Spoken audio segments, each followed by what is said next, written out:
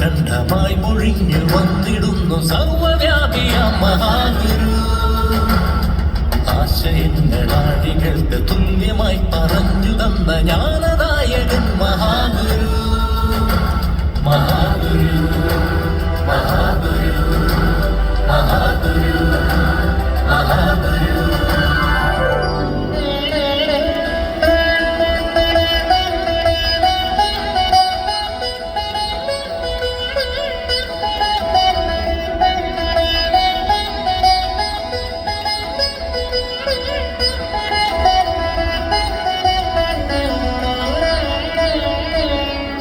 റൈറ്റർക്ക് തൃപ്പാദ സന്നിധിയിൽ ഒരു കാര്യം ഉണർത്തിച്ച് അനുവാദ കൽപ്പന വാങ്ങിപ്പോവാനുണ്ട്.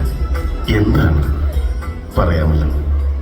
കാര്യങ്ങൾ ചോദ്യരൂപത്തിൽ അക്കമിട്ട് എഴുതി വെച്ചിരിക്കുകയാണ്. കൽപ്പിച്ചാൽ റൈറ്റർ വായിച്ചോളൂ. ശിവഗിരി തീർത്ഥാടനം. തീർത്ഥാടനമോ? ശിവഗിരിയിലോ? കൊള്ളാം. നമ്മുടെ കുഴൽ വെള്ളത്തിൽ കുളിക്കാം, ശാരദാദേവിയെ വന്ദിക്കുകയും ചെയ്യാം. നല്ല കാര്യം. വായിക്കണം, കേൾക്കട്ടെ. കേരളത്തിലെ ഏഴുവർക്ക് ശിവഗിരി പുണ്യസ്ഥലമായി തൃപ്പാദങ്ങൾ കൽപ്പിച്ച് അനുവദിക്കണമെന്ന് അപേക്ഷിക്കുന്നു. വർക്കല ജനാർദ്ദനം പുണ്യസ്ഥലമാണല്ലോ. അതിനടുത്ത് ശിവഗിരി കൂടി പുണ്യസ്ഥലമാകുമോ? ഹിന്ദുക്കളുടെ പുണ്യസ്ഥലങ്ങളിൽ ഞങ്ങൾക്ക് ആർക്കും പ്രവേശനമില്ല. അല്ലാതെ പോകുന്നവർക്ക് ഹേമദണ്ഡങ്ങളും മാനക്കേടും പണനഷ്ടവുമാണ് ഉണ്ടാകാറുള്ളത്. തൃപ്പാദങ്ങൾ കൽപ്പിച്ചാൽ ശിവഗിരി പുണ്യസ്ഥലമാകും. കൽപ്പന ഉണ്ടായാൽ മതി. നാം പറഞ്ഞാൽ ശിവഗിരി പുണ്യസ്ഥലമാകുമെന്ന് റൈറ്ററും വൈദ്യരും വിശ്വസിക്കുന്നു അല്ലേ? ഞങ്ങൾ പൂർണ്ണമായും വിശ്വസിക്കുന്നു. അപ്പോൾ ഞാൻ പറയുകയും നിങ്ങൾ രണ്ടാളും വിശ്വസിക്കുകയും ചെയ്താൽ ആകെ 3 പേരായി. മതിയാകുമോ?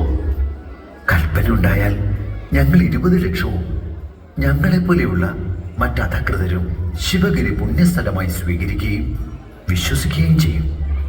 വിശ്വാസമുണ്ടല്ലോ. കൊള്ളാം. അനുവാദം തന്നിരിക്കുന്നു. തീർത്ഥാടകർ ആണ്ടിലൊരിക്കൽ ശിവഗിരിയിൽ വരണമെന്നാണ് ആഗ്രഹിക്കുന്നത്.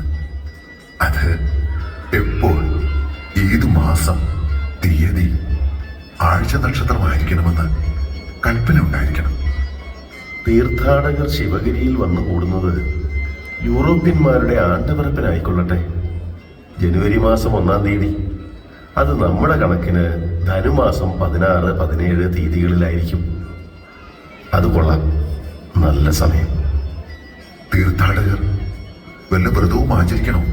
അതിൻ്റെ രീതികൾക്ക് കൽപ്പന ഉണ്ടാകണം. നീണ്ട വ്രതവും കഠിന വ്യവസ്ഥകളും ഇക്കാലത്ത് എല്ലാവരും ആചരിച്ചെന്ന് വരില്ല. 10 ദിവസത്തെ വ്രതം ശ്രീബുദ്ധന്റെ പഞ്ചശുദ്ധിയോടുകൂടി ആചരിച്ചാൽ മതിയാകും.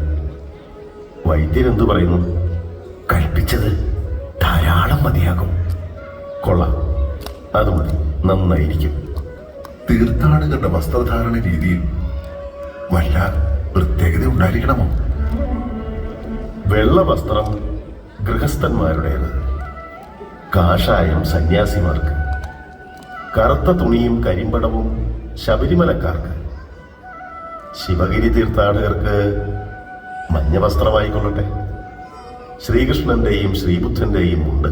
അത് കൊള്ളാം. നന്നായിരിക്കും. ഗുരുവേ, ആ സമയത്ത് രുദ്രാക്ഷം ധരിക്കണോ? വേണ്ട. രുദ്രാക്ഷം കുറെ ഉരച്ച് പച്ചവെള്ളത്തിൽ കുടിക്കുന്നത് നന്നായിരിക്കും. ഗുണമുണ്ടാകാതിരിക്കില്ല. ആ, ഇനി എന്തെങ്കിലും ചോദിക്കാനുണ്ടോ? ഇനി ഒന്നുമില്ല. ശ്രീബുദ്ധന്റെ പഞ്ചശുദ്ധി അറിയാമോ വൈദ്യർക്ക്? അറിയാം. പറയണം, കേൾക്കട്ടെ.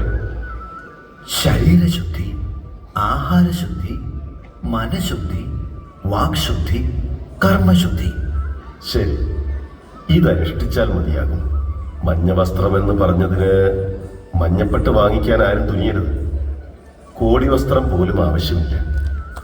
ഉപയോഗത്തിലിരിക്കുന്ന വെള്ളവസ്ത്രം മഞ്ഞളിൽ മുക്കി ഉപയോഗിച്ചാൽ മതി. പിന്നീട് അലക്കി തെളിച്ചെടുത്തുകൊള്ളാമല്ലോ.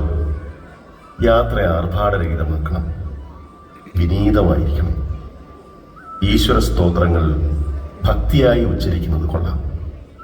തീർത്ഥയാത്രയുടെ പേരിൽ ആർഭാടങ്ങളും ആഡംബരങ്ങളും ഒച്ചപ്പാടുകളും ഉണ്ടാക്കി ഈ പ്രസ്ഥാനത്തെ മലിനപ്പെടുത്തരുത്.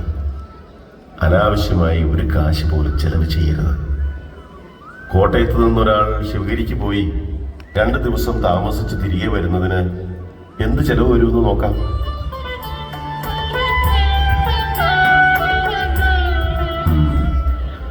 $3 കുറച്ച് ചക്രം മിച്ചമുണ്ടായിരിക്കും. അത് ധാരാളം മതിയാകും. ഈഴവര് പണമുണ്ടാക്കും, പക്ഷെ മുഴുവൻ ചെലവ് ചെയ്ത് കളയും. ചിലർ കടം കൂടി വരുത്തി വയ്ക്കും. അത് പാടില്ല. മിച്ചം വയ്ക്കാൻ പഠിക്കണം. സമുദായം വിദ്യാഭ്യാസത്തിലും ധനസ്ഥിതിയിലും ശുചിത്വത്തിലും വളരെ പിന്നോക്കം. ഈ രീതി മാറ്റണം. ഇനി ഒന്നുമില്ലല്ലോ ചോദിപ്പാൻ? ഇല്ല.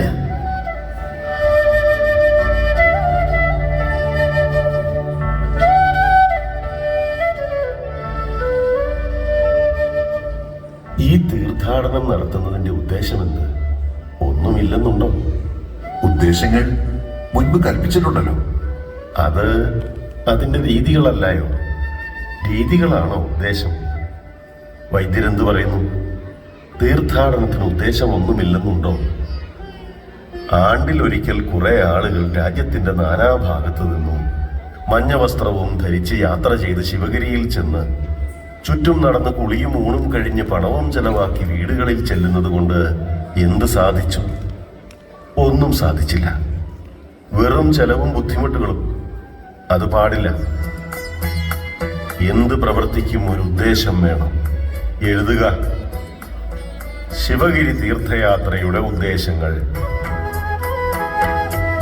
സാധിക്കേണ്ട കാര്യങ്ങൾ, അതിന്റെ ലക്ഷ്യം: 1.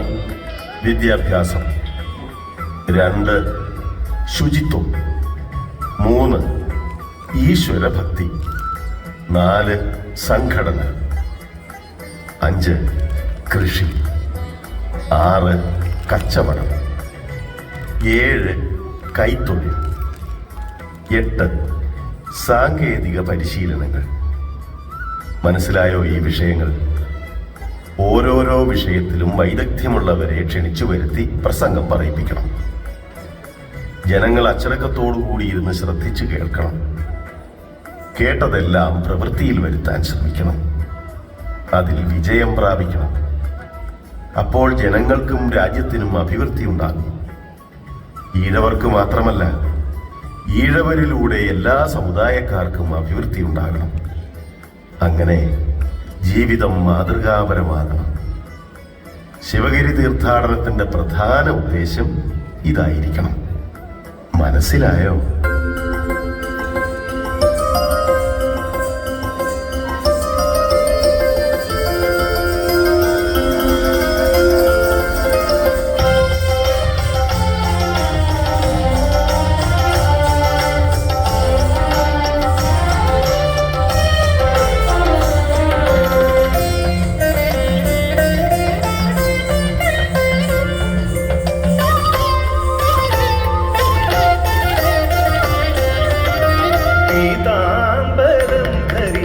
ഏകാന്തനായി നടന്നു ജ്ഞാനവർണ്ണം തൊഴുതും